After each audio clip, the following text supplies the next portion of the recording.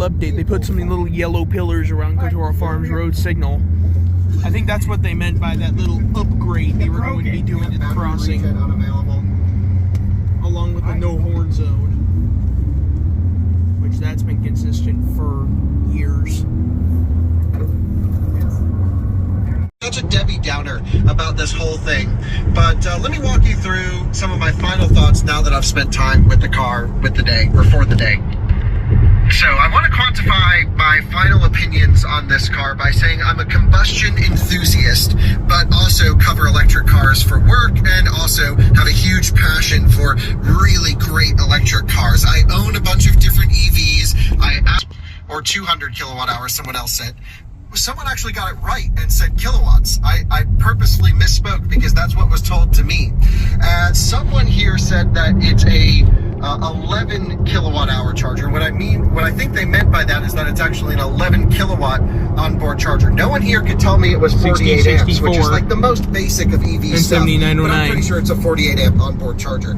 So again, the information was really hard to get here, and that's just, you know, left me a little bit frustrated, I have to say. On top of that, the driving experience of this car at low speed is dreadful. The one pedal drive tuning is absolutely terrible.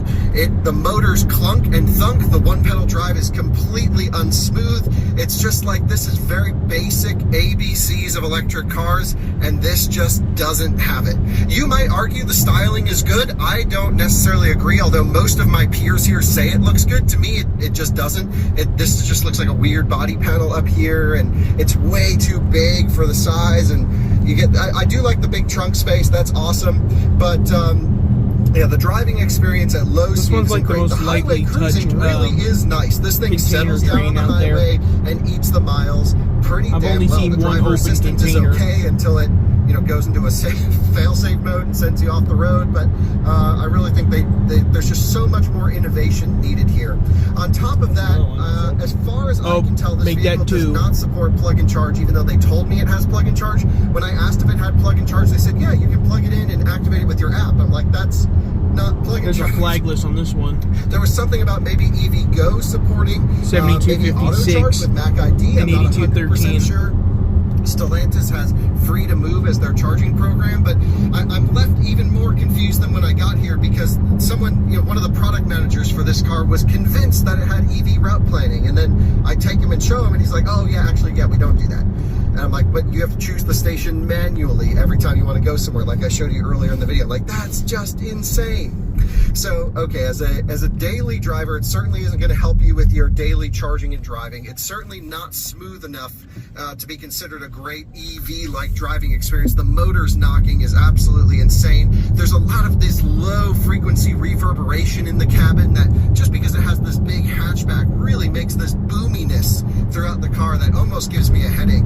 The fake sound, thankfully you're able to turn all of that off, but it doesn't simulate anything other than like driving around in fourth gear. So if you're on a low-speed mountain road and you hit the throttle, it just sounds like you're lugging the engine the whole time. And I'm not sure how that's an exciting experience. If I'm driving a combustion car, I want it lively, up in the rev range, really absolutely getting there and having fun. And this is just like up at, you know, 2,500 RPM lugging. Another red. And also when you rev it, because you can rev the noise, it sounds, you know, so delayed, and it doesn't love to spin up or down. It sounds like it's a really heavy flywheel. And I'm like, you had the opportunity to put any noise in here possible, and you just put the laziest V8 with like the tallest gear ratio and simulated that in the car. And I'm like, that makes makes no sense to me.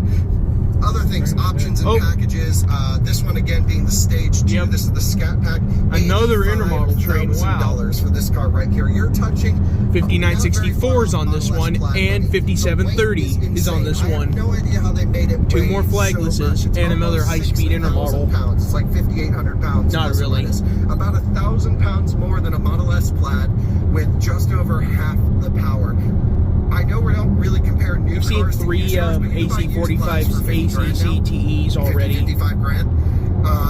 that have been repainted and then, and when we got rebuilt. into the drifting segment, the car faulted. It went into turtle mode. We had to switch cars because that had an issue. Now, that is not uncommon. These are pre-series vehicles. We do see issues from time to time, but it just leads me to believe maybe this isn't fully baked and fully sorted yet. And then when you get it on track, it's actually unbelievably well controlled for something that weighs so much. But when you compare it to its competition of performance 8131 and 8985. 5N, or even Lucid Gravity, which I recently just drove, that weighs about the same. This has none of the fun character or playfulness that you would expect from a rear-drive muscle car. This drives like a front-biased electric car, and I really think having that super juicy rear tire on there ruins a lot of the experience. You can see it just on the drag strip when you watch videos of this car launching. It just lights the front tires up to the moon. That is like the worst attribute you can have to a vehicle, is front-wheel drive wheel spin. You don't want that. And this is what this car has. I mean, I don't know how Dodge has gone from making rear-wheel drive, burnout, drift machines absolutely rowdy to an electric car where they could have enabled